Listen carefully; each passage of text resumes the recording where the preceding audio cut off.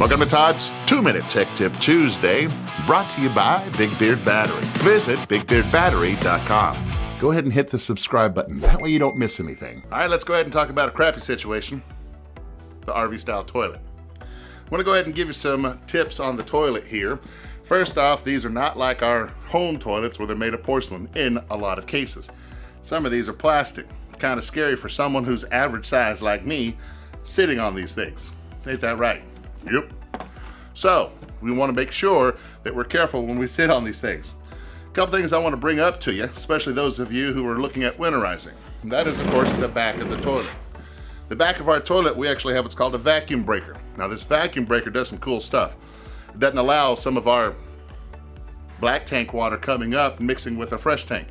Isn't that kind of gross that our fresh tank water, or our fresh water, actually mixes in with our black water? That all happens right here. But during winter, if we winterize and we forget to go ahead and, whether it would be we flushing our lines out or we actually putting in some type of food grade antifreeze, we forget the condition of the toilet. The back of the toilet right here, we have a vacuum breaker. This vacuum breaker will hold water. And if we don't winterize this right here, what'll take place is that water will freeze, break our vacuum breaker. We're none the wiser. We go ahead and we de-winterize. We take our rig out, and as soon as we decide to go ahead and use the crapper, we push down on this, we got water spraying all over the back of the wall. Some of you watching this, you know what's happened to you. You know who you are. Just know that this is here. We want to make sure that if we winterize, that whenever we're actually running our food grade antifreeze through there, we hold this down till the pink comes out.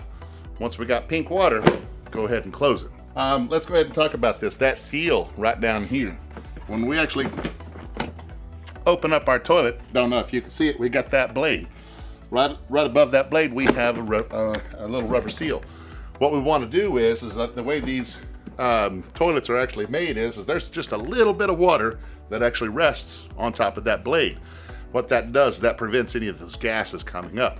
If you got a situation where that water is seeping through, we want to go ahead and get a little kit and replace that. Yep, you got to put on your gloves. You're going to open this up, you're going to replace that seal. You don't have to replace the whole toilet. Hey, if you got questions about batteries or want to go ahead and put in a solar system but need some guidance, head over to bigbeardbattery.com, fill out the solar design form, and one of our certified solar experts will give you a call and get you started. That's right.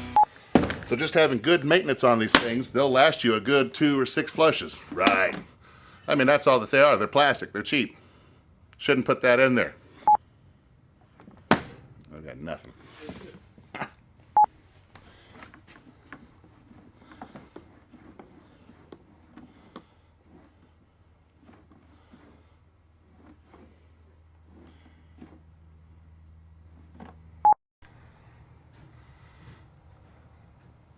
Maybe we just hold it.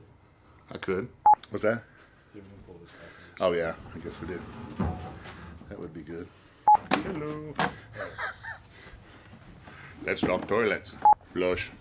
Cookie Monster, hungry. Last thing I want to say on these, RV style, this is not a refrigerator. That'd be kind of gross. So, let's just say this in closing. If you're a thinker, when you're on the stinker, just be careful and flush right.